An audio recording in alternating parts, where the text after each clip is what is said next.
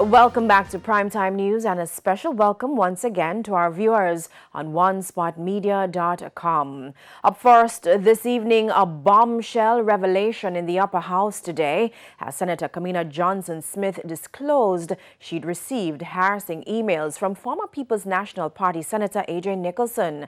Now, this comes some weeks after heated exchanges in the Senate surrounding allegations against Westmoreland Central MP George Wright.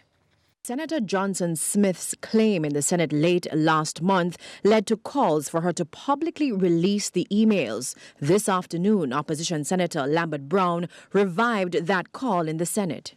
I hope, Minister, after the period of mourning, you will bring some emails to the Parliament to support the damaging allegation you made against people who sat among us as opposition senator. Now, following a short adjournment of the sitting, Senator Johnson-Smith indicated she wished to make a personal statement to the Senate. She confirmed receiving 2014 emails from former Senator A.J. Nicholson in relation to his flexi rape comments, which were forwarded to the police by then leader of opposition business in the Senate, Tom Tavares Finson. But she revealed that those were not the emails she referenced. She said there were subsequent emails 4 years later on August 6, 2018 and September 23, 2018, but she was only willing to share certain details of the correspondence. The title of the first was, in caps, Corruption,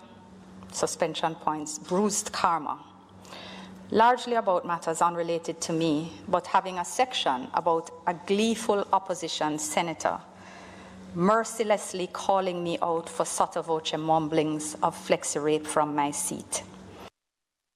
The latter phrase indicated that the flexi rape debacle was still a concern for this person, and he still saw me at the heart of it. Senator Johnson-Smith said the second email was of more concern. It had the subject, in caps, rape, suspension points, real suspension point, rape, ending with the word karma, more to come. I replied only to that email of the 23rd on the same day, advising him to cease and desist from writing to me. I also sent the emails to the police. He responded to my cease and desist request, stating that he would not write further, but in a way which gave no other comfort. He said, "The truth, in caps, is what makes you uncomfortable. Face it, in caps. You will have to live with it uncomfortably. You will never, in caps, be allowed to forget," and stated that he was, and I quote, "satisfied that my message has hit the spot." Now, Senator Johnson-Smith said it was up to the PNP to publish the emails if it wishes. Should the PNP wish to publish the emails to which I made reference, they may ask the sender to do so. They now have the dates and the subject headings. The sender's name is their colleague, former Senator A.J. Nicholson. Should he release them, the PNP and Mr. Nicholson may discuss the emails in the public domain and analyze them as they see fit and to their heart's content. But I will not be entering the discussion.